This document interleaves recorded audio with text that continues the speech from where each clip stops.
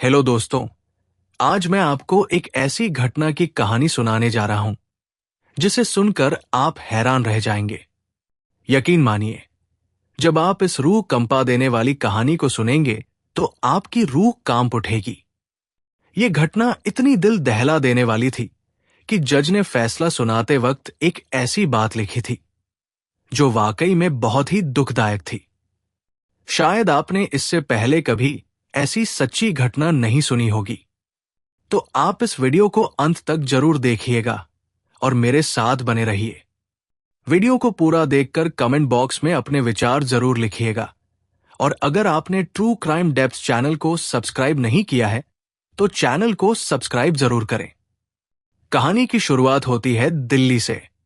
1 मई 2013 की शाम को 3:40 पर हजरत निजामुद्दीन रेलवे स्टेशन से एक ट्रेन दिल्ली से मुंबई के लिए रवाना होती है, जिसमें सैकड़ों मुसाफिर सफर कर रहे थे।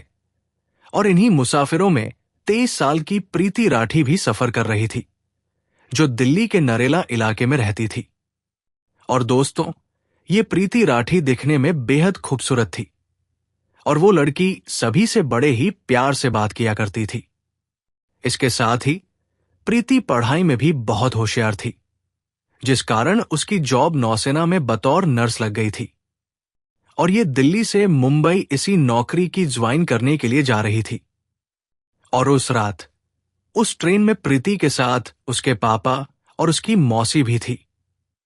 लेकिन ये तीनों एक खबर से अनजान थे कि उसी ट्रेन में, उसी डिब्बे में इनके साथ एक और शख्स था, जो अपना चेहरा छुपाए इनकी सीट से कुछ ही दूरी पर बैठा था और जिसकी निगाहें प्रीति पर थी। और उसने अपना चेहरा इसलिए छुपा रखा था कि कहीं उसको पहचान न लिया जाए, और वो कहीं पकड़ने पर पकड़ा जाता तो इतना बड़ा दहला देने वाला कांड ना होता। और दोस्तों, रात को प्रीति उस डिब्बे में 2-3 बार बाथरूम जाती है और वो शख्स अपना चेहरा देखकर प्रीति को देख रहा था, उस पर नजरें जमाए हुए था। कि दोस्तों, ट्रेन में उस रात भीड़ बहुत ज्यादा थी, तो उस शख्स की हिम्मत नहीं पड़ रही थी कुछ करने की। तभी दोस्तों, पूरी रात ट्रेन चलने के बाद सुबह के तकरीबन 8 बजे ट्रेन मुंबई के बांद्रा रेलवे स्टेशन पर पहुंच जाती है। और दोस्तों, वो बेहद खुश थी क्योंकि वो पहली बार मुंबई में कदम रखने जा रही थी। लेकिन उस मासूम प्रीति को कहां पता था उसके साथ इतना दर्दनाक हादसा होगा। अब ट्रेन बांद्रा रेलवे स्टेशन पर रुकी हुई थी और सभी लोग अपना अपना सामान लेकर उतर रहे थे। और प्रीति, उसके पापा और मौसी भी अपना सामान उठाकर नीचे उतरने की तैयारी करने लगे। और भीड़ के साथ ये ट्रेन के गेट के पास आ जाते हैं और प्रीति के पापा और मौसी रेलवे स्टेशन पर उतर जाते हैं और पीछे से प्रीति भी उतर जाती है। प्लेटफॉर्म पर प्रीति अपने पापा और मौसी से कुछ कदम पीछे चल रही थी और वो इस जगह को देखकर बहुत खुश थी। उसने अपनी आंखों में अपने करियर को लेकर बड़े बड़े सपने संजोए थे और ये जॉब लग पाना भी उसका एक बहुत बड़ा सपना था, जो उसने अपनी मेहनत से पूरा भी किया था।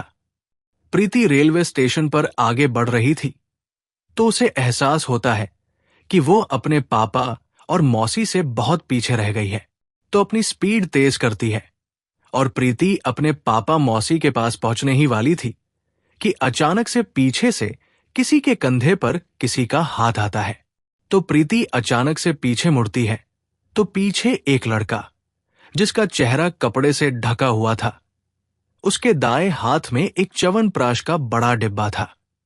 प्रीति कुछ समझ पाती इससे पहले वो लड़का तुरंत उस डिब्बे में पानी जैसी चीज को प्रीति पर फेंक देता है, जिससे वो चीज प्रीति के चेहरे, उसकी गर्दन और उसके जिस्म पर फैल जाती है और उसके कुछ ही पास में चल रहे पैसेंजर और सामने उसके पापा और मौसी पर भी गिर जाते हैं। और ये सब कुछ सेकंड्स में हुआ था। और इसके बाद वो पानी जैसी चीज प्रीति के चेहरे से लेकर उसके जिस्म पर फैल जाती है और कुछ सेकंड्स में प्रीति को इतनी जोरदार जलन होती है कि वो चीख पड़ती है, उसकी आंखें जलने लगती है और जिन लोगों के छींटे पड़े थे उन्हें भी तेज जलन होने लगती है। तब तक वो लड़का वहां से जा चुका था और प्रीति को तुरंत हॉस्पिटल ले जाया जाता है। और जैसे ही डॉक्टर ने प्रीति को देखा तो वो समझ जाते हैं कि प्रीति की हालत बहुत नाजुक है। तब तक ये खबर पूरे शहर में फैल चुकी थी और जब बिल शुरू किया जाता है और जांच की जाती है तो पता चलता है कि इस लड़के ने जो चीज फेंकी थी वो तेजाब था। और दोस्तों, फिर इलाज के दौरान पता चलता है कि प्रीति की दोनों आंखें हमेशा के लिए खत्म हो चुकी थी। और दोस्तों, प्रीति का चेहरा और उसका जिस्म इस तरह से जल गया था कि प्रीति को देखा भी नहीं जा सकता था। लेकिन प्रीति को इस बारे में कुछ पता नहीं था कि उसके चेहरे और उसके शरीर के साथ ऐसा क्या हो गया है। वो बार बार डॉक्टर से पूछ रही थी कि मुझे क्या हुआ है और मेरी आंखें क्यों नहीं खुल रही हैं।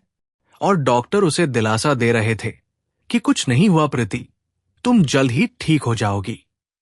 उधर पुलिस उस लड़की की तलाश कर रही थी कि आखिर कौन था वो। उन लोगों के मन में भी ये सवाल बार बार आ रहे थे कि आखिर उस लड़के ने इस मासूम बच्ची के साथ ऐसा क्यों किया। और जब सच्चाई सबके सामने आई तो इसने लोगों के रोंगटे खड़े कर दिए और कारण जानकर आप भी हैरान हो जाओगे। इसके बाद हॉस्पिटल में प्रीति से पूछा जाता है कि आखिर वो लड़का कौन था। तो प्रीति लड़खड़ाती आवाज में कहती है कि उसे यही से देख नहीं पाई थी कि वो कौन था। इसके बाद प्रीति की तबीयत और खराब होने लगती है। वो दर्द से तड़प रही थी। उसके अंदरूनी अंग डैमेज हो चुके थे जो धीरे धीरे काम करना बंद कर रहे थे। और इसके बाद प्रीति को मुंबई में 3 अलग अलग हॉस्पिटल में ले जाया जाता है और यह खबर आग की तरह अखबारों और मीडिया में फैल चुकी थी। प्रीति को भी एहसास हो गया था कि उसके साथ क्या हुआ था। लेकिन दोस्तों, उसे अभी यह पता नहीं था कि वो कैसी दिख रही थी, उसके चेहरे और जिस्म का क्या हाल हो गया था। प्रीति बस बार बार एक ही बात कह रही थी कि आखिर मैंने किसी का क्या बिगाड़ा है। और एक दिन जब प्रीति से बिल्कुल भी नहीं बोला जा रहा था तो उसने अपने पापा से इशारों में कागज पर मांगा। और आप सामने जो पेज देख रहे हो, ये प्रीति के लिखे हुए पेज थे जिसमें उसने लिखा था, मैं अपनी मौसी के पीछे पीछे चल रही थी, तभी किसी ने मुझ पर कुछ फेंका तो मुझे जलन महसूस हुई। मैं उसे देख नहीं पाई कि वो गोरा था या काला। मैं तड़प रही थी। मुझे मेरे साथ होता तो मैं मर जाती। और मैंने इस नौकरी के लिए बहुत तैयारी की थी, लेकिन शायद ये नौकरी अब चली गई। मेरी आंखें नहीं खुल रही हैं। मेरे चेहरे से ये प्लास्टर कब हटेगा? मुझे अपने बहन भाई तनु और निक्की की सिक्योरिटी करवानी है।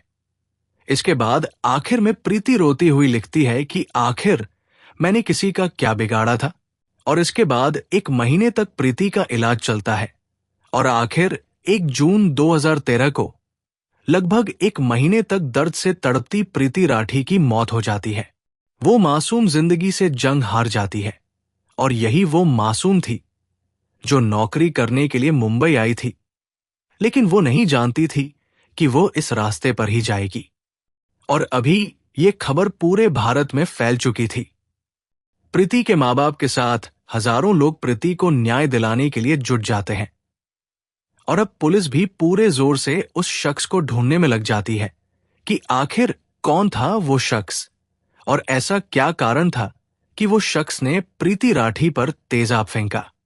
तभी दोस्तों, पुलिस को प्लेटफॉर्म की एक सीसीटीवी फुटेज मिलती है जिसमें उस जगह का तो कोई चेहरा नहीं मिलता जहां प्रीति पर तेजाब फेंका था, लेकिन थोड़ी दूर पर कुछ लोगों के बीच से एक बंदा निकल रहा था जिसकी चाल सबसे अलग थी।